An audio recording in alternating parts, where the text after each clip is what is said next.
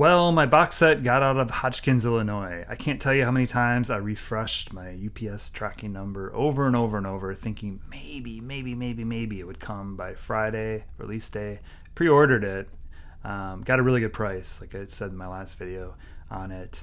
I kept thinking, I don't know, refresh it. Sometimes they like to under-promise and over-deliver. It wasn't really the case. It didn't come until today, Monday.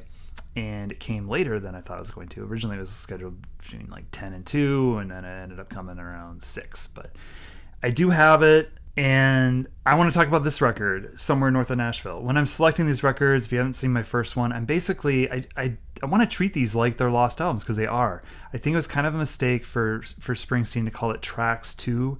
My guess is that was added on for like marketing purposes, because these really are five very distinct records, lost albums, and then 2 that are, one's more of demos, and one is more of a collection of songs they put together for this release. So I picked these, basically the ones I start to understand the most, and I just pick one and start listening to it over and over. And the first one I did was Streets of Philadelphia Sessions. If you haven't watched that, that's a previous video, I'll link to it. And then the second one was this one, Somewhere North of Nashville. Now, this one I think was kind of like, I could understand it. Some of it I loved right away. I was also a little annoyed with it, but like a lot of albums by people that I really respect, I don't like their albums on the first listen. I have to get used to it, have to understand what he's doing here. And I think that may be a mistake a lot of people might be making with this, is just listening to all 87 songs or whatever, and then like, I don't hear much, or hear a couple songs or whatever. These are individual records, so yes, I picked this one, talking about this one today. Why did I initially not like it? Or I almost like yanked it right, I want to say the metaphorical turntable. I didn't have my vinyl yet, but Repo Man. Right away, I'm like, what is this? This is obnoxious. I don't like this. I tend not to like the like kind of fun rockabilly type songs by Springsteen. And maybe that sounds like I'm like against fun or something. It's just not what I looked for when I turned to Springsteen. Gone But Not Gone commented on my last video, the Streets of Philadelphia Sessions, and he says, for me, Bruce is at his best when he's introspective, vulnerable, singing about universal human themes, conflicted emotions, and self-doubt. Yes, absolutely. And that is what I like as well. So I sometimes have harder time with songs like Detail, or there's so many men on this record. Let's see. This one is, the first one is Repo Man. But there's so many other songs in this record that fit that description to a absolute T. So, Repo Man, what is it? It's a song, originally I think it was recorded in like 83. Brought it back, plays with this amazing band. Pedal steel, Marty Rifkin is on pedal steel. You've got piano, you've got Gary Talent and Danny from the E Street Band are back. You've got a great drummer, and they're just recording these songs as a live band. I guess they went to a professional studio too. This wasn't made at home like Nebraska or a lot of Tunnel of Love or a lot of or all of Streets of Philadelphia Sessions. Springsteen's got a home studio that's incredible, so he can record very high quality material there now.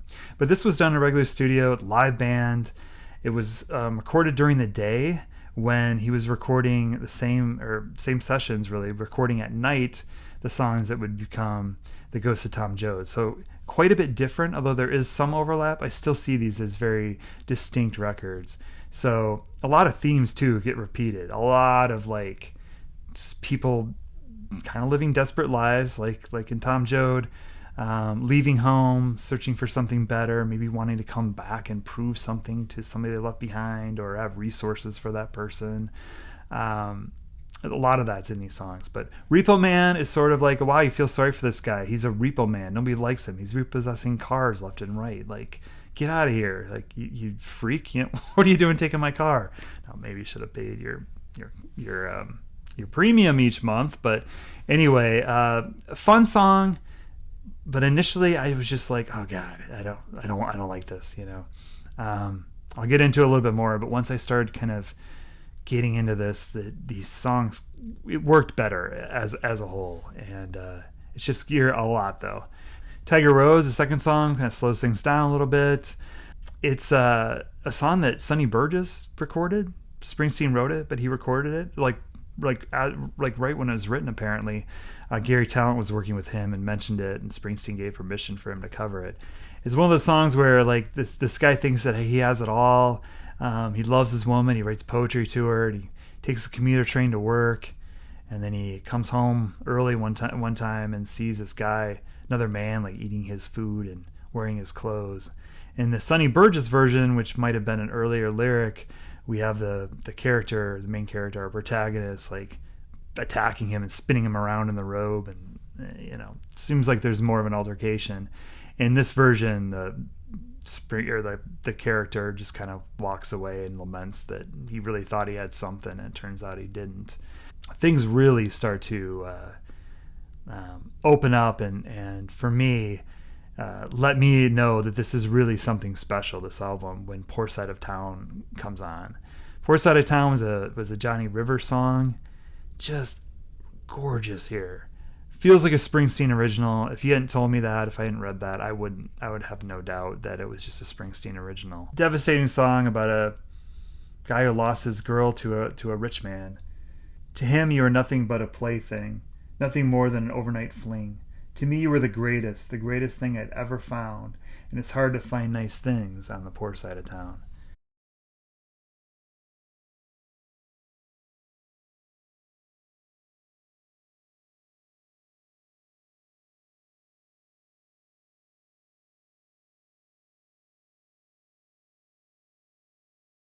There's a little comic relief for the next song, Delivery Man, rockabilly type song again. This is just kind of a funny story. I mean, reminded of awful jobs I had, when I was younger. I had a series of them, and a lot of them were to support, music, my CD collection. But yeah, this guy's taking a job where he's driving a truck. It's illegal. Sounds like it's really unsteady, and sure enough, it's loaded with chickens. And he crashes it out, and there's chickens all over the road. And it ends with this great line. While I stood and checked my situation at hand, Lord, don't let me spend my life as a delivery man. Under a Big Sky is just one of the highlights of this record. Beautiful, the pedal steel, the piano, just gorgeous song. Sad, again, kind of a common theme to Springsteen of somebody leaving for a better life to come back someday, I think, and provide for usually like his lover, his woman, his wife, his girlfriend. Lyrics to this are great. John, why must you always leave the ones who love you so? But I had it set in my head. I believed every word the newspaper said, probably promising him some job that really was not what it was supposed to be. Now it's plain to see this joke's on me. Tonight I'm chasing strays down in this canyon. I shout your name and listen as the echo dies under a big sky. Mood lightens considerably with the next song, Detail Man. This is like Redheaded Woman. When I saw Bruce Springsteen the first time, Tom Joad tour, solo acoustic, he did Redheaded Woman, and I know that it was also on that Unplugged record or Plugged record that he did with the other band back in probably 93. There's all these songs, especially on the last record I reviewed, all these songs, dark songs about relationships going bad. But there are some very positive, light ones too, like Redheaded Woman and like Detail Man, where, he's going to kiss this woman in places that other men don't even know about. One of my favorite lines, it don't matter if you're custom, it don't matter if you're stock. I'll have you purring like a kitty and running like a clock. Of all the Delivery Man, all the man songs, Delivery Man, Detail Man, and Repo Man, I think this one, Detail Man, is probably my favorite. That ends side one. The second side opens with Silver Mountain. This is a song that just sounds like it's been around forever. It sounds like an old folk song. Some of these songs, a lot of these songs, sound like they could be precursors to what he ended up doing with the Seeger sessions. This one especially, it's the rockabilly ones, oftentimes sound like that too. Up on Silver Mountain, that's where I'll wait for you. It tells the story of this guy, trying to get his act together and trying to, it seems like, really impress her father. And when he finally meets up with him, it sounds like it just kind of didn't go really well, and maybe he perished at the end of it. Huh? It's kind of a little open to interpretation. Next we have Janie, Don't Lose Your Heart. This was one of those songs that was on actually the first Tracks record. It was a B-side to Born in the USA era song. I always thought it was good on Tracks. I enjoyed it, but I didn't love it. I love it on here. I love this slowed down. I love how the lyrics come out more. Really, just this kind of fearful woman, but this guy's like, hang in there, The first line, you got your book with all your fears. Let me, honey, and I'll catch your tears.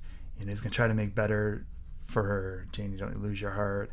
Just sounds gorgeous on this record. And to me, I mean, usually you'd think like an artist covering their own songs again. Like, why would you do that? But it really, really works on this song, and on particularly on another song that I'll get to a little later. Probably the highlight for me, and there are many, many highlights on here, is the song "You're Gonna Miss Me When I'm Gone." This is like just kind of like Silver Mountain was an old folk song. This just sounds like a classic country song that's been around for years. You can just picture yourself in a lonely bar, very few people there. You've had one too many to drink. You're by yourself, and it's last call, and it's just kind of depressing. And this is on the jukebox, but it just sounds like that. It really, really captures that. And the lyrics are great. And the thing I love about it, though, probably beyond anything, is his vocal delivery. He sounds like he's channeling Roy Orbison on this song. Not by hitting all those high notes, but just kind of having the tenor of Roy Orbison and sort of having the real classic kind of feel to it. You're Gonna Miss Me When I'm Gone. Definitely a highlight. Move into more familiar territory. The next song, Stand on It. This is another song that was on Tracks. I don't think he repeats any other songs on all these albums, but he did re-record Stand on It along with Janie, Don't Lose Your Heart. This is not in my mind that drastically of a different version. It does have that band going, with it, this more of a country sounding group that he's got. Stand on It's more of a rock song, but it definitely has kind of a fun feel. Again, switches gears. This record's kind of all over the place with that, slow song, then back into this kind of rockabilly song. I do love one of the last lines on this. If you've lost control of the situation at hand, grab a girl, go see a rock and roll band, stand on it. Come on, man, stand on it. Positive, fun. Get both sides of his songwriting on this record for sure. Both sides. There's numerous sides as this whole collection shows, but on this record you primarily have kind of rockabilly, and then more of a aching country ballads, and kind of also folky stuff like I was just talking about with Silver Mountain. Blue Highway reminds me of Mansion on a Hill, or one of the songs I just talked about, Silver Mountain. Another one of these songs where this guy's he wants to one of these days he's gonna get it all, and he's driving along this blue highway thinking of this. I'm gonna find a woman, I'm gonna figure it all out, I'm gonna build me a mansion above all this shadow and doubt, and this blue highway just winds and winds. I got this blue highway and you on my mind. One of the songs that is a highlight on this record that I would not have predicted is a song that was on Western Stars, Somewhere North of Nashville, the title of this collection. Springsteen does make it known in the notes for this, in the book, the section of the book that's devoted to this record, that two of these songs, this one and I think You're Gonna Miss Me When I'm Gone, were recorded in 2010 for You're Gonna Miss Me When I'm Gone. The demo was, at least, we're led to believe maybe it was recorded professionally later on, and then this song was added as well. So these records weren't always wouldn't have been released as is, and he's pretty forthcoming about that. Some of these are, the original version, if it had come out, would be a little bit different, but they're put together for this collection as complete albums now to hear. I would not have predicted, though, that this would be one of the highlights. This is a great song. I mean, I loved it on Western Stars, but it's felt more of a part of the piece of the larger story. And I'm not saying that doesn't happen here, but boy, do the lyrics just come out in this kind of aching kind of country song, kind of like the perfect country song, Somewhere North of Nashville. And I absolutely love it, this version. I think it was a perfect choice to name the record after it and to close the record with this song. Another one of those songs about somebody working hard, going somewhere else to try to find a better life. Now this is like a guy that gives up everything, leaves everything behind, not so much just for money, just to kind of make it and get some money and come back possibly, but this is like a guy just chasing his dreams and the things that must be sacrificed in order to be a songwriter, be a professional songwriter in Nashville. For the deal I made, the price was strong. I traded you for the song. Bluebird of love on the windowsill. Now the heart's unsteady, the night is still. And all I've got's this melody and time to kill here somewhere north of Nashville. Just, man, perfect way to end this record. Like I said, it took me a while. Like when I first was hitting play on Repo Man, I was like, take that off. I don't like that. It's not my favorite kind of Bruce Springsteen song, but boy, once you get used to this record and treat it like as a brand new Bruce Springsteen record and play it a few times, it starts to have its own character. It starts to feel less jarring. My favorite analogy is yes, like you're sitting in a bar and some middle of nowhere bar, and this amazing band is playing, and it's this band, and this is their set, and you're like just thrilled that you got to see it. I mean, it really does sound like a band playing in your living room, which I really like, and apparently it was cut live. But yeah, give this one a little bit of time. This is also a record that you could just totally pick songs from and make like a best of this collection. I might do a wrap up video when all this is over and really look at the I forget what it's called right now, but the collection that you can buy that's just like one CD or two albums that's culled from all this, and just kind of give my thoughts on whether those songs are the right songs to pick, and maybe do an alternative kind of what I would do if I was in charge of coming up with that. I don't know. Kind of got my hands full just going through these records right now. But now that I have them, I'm going to have the next video. I might do it tomorrow or do it the next day. I'm going to keep these coming. The next one I'm going to do, I have listened to several times that I feel like I've got a good grasp on it. So I'm ready to talk about another one. But yeah, tonight it's Somewhere North of Nashville, Bruce Springsteen. Really good record. Highly recommend you check it out. Like I said, treat these records like they are new old Bruce Springsteen records and not just a huge mammoth collection of tunes. They're albums and they're meant to be heard that way.